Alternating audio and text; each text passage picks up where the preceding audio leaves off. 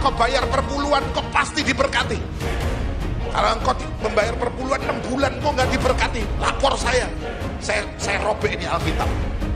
Saya berhenti jadi pendeta. Selamat malam, saudara terkasih di dalam Tuhan. Puji Tuhan, pada malam hari ini saya ingin memberikan satu renungan kepada kita semua, dimana tentang mengenai banyak sekali yang bertanya tentang perpuluhan yang sesungguhnya. Mungkin saudara sekalian sudah melihat video yang sebelumnya, di mana seorang pendeta itu menjelaskan kalau setiap kita memberi perpuluhan, kita akan diberkati, ya kan? Sebetulnya kayak gini, perpuluhan itu bukan untuk gereja.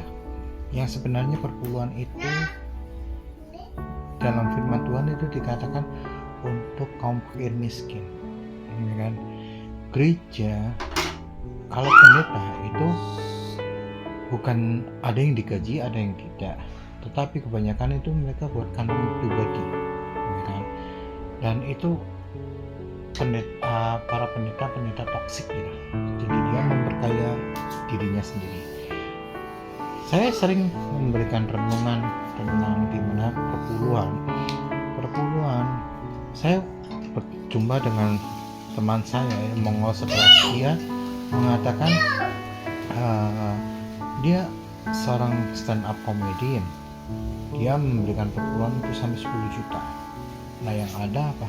Yang ada bapak gembala beli jam baru, ibu gembala beli kalung baru, beli anding baru, ya kan? Nah, mulailah banyak gunjingan omongan, ya kan? Ya, emang itu urusan pribadi dia sama Tuhan. Tetapi beda ya, kalau kita memberi untuk hamba Tuhan, itu kita memberi, bukan diatur. Perpuluhan itu diatur oleh manusia, harus begini, harus begitu. Jadi supaya tidak salah kaprah, ini saya mengatakan seperti ini tidak untuk kaum Kristen aja, tetapi untuk semua kalangan. Nah, Bapak Ibu terkasih di dalam Tuhan, di sini saya bukannya untuk menyudutkan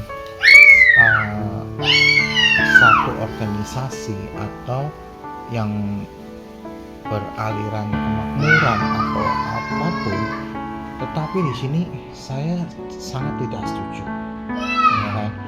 Nah, saya ingin membedah secara tegas, secara lugas, untuk kita pintar-pintar, gitu loh.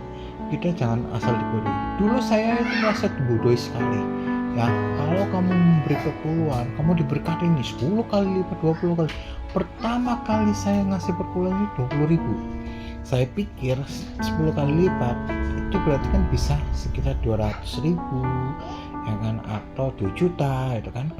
Ternyata saya tunggu seminggu enggak balik. Saya perpuluhan 50.000 enggak balik. Saya kasih 100.000, hanya puji Tuhan saya dapat 20.000, ya kan. Tetapi sebetulnya gini, perpuluhan itu bukan suatu paksaan dari paksaan dari Tuhan, itu dari manusianya aja, ya kan. Jadi Tuhan itu maha kaya, ya kan.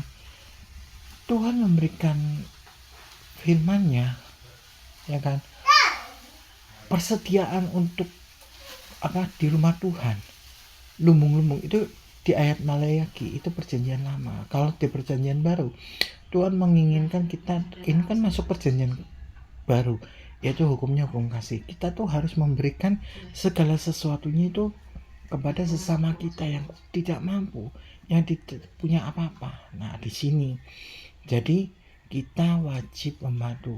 Tuhan kita maha kaya. Tuhan enggak minta saya mana bagiannya, gitu kan, enggak. Tetapi kalau kita ibarat kata kalau kita jahat dan dalam arti kata kita menghujat Roh Kudus ataupun itu sudah merupakan salah satu dosa. Dan kita pun kalau kita kita hitung-hitungan nih sama Tuhan nih ya, Tuhan bisa hitung-hitungan sama kita, tapi bukan hitung-hitungan dengan uang ya. Kalau kita napas ini aja ya, oksigen itu di rumah sakit itu udah paling enggak itu udah 1 juta lebih ya kan. Kalau kita sekali tarik napas 1 juta, buang, tarik napas lagi 1 juta, udah 2 juta. Ini gimana Tuhan kalau mau hitung-hitungan sama kita? Nah, sebaiknya selama kita masih sehat, kuat, masih bisa, kita sebaiknya memberikan yang terbaik kepada saudara-saudara kita yang kurang mampu, baik itu panti asuhan, anak-anak jalanan, ya kan, orang sakit, bahkan orang-orang yang di lapas. Ya, Bapak Ibu terkasih di dalam Tuhan, saya hanya bisa sampai di sini untuk menjelaskan tentang perpuluhan. Nanti ada sesi pembelajaran untuk masalah perpuluhan.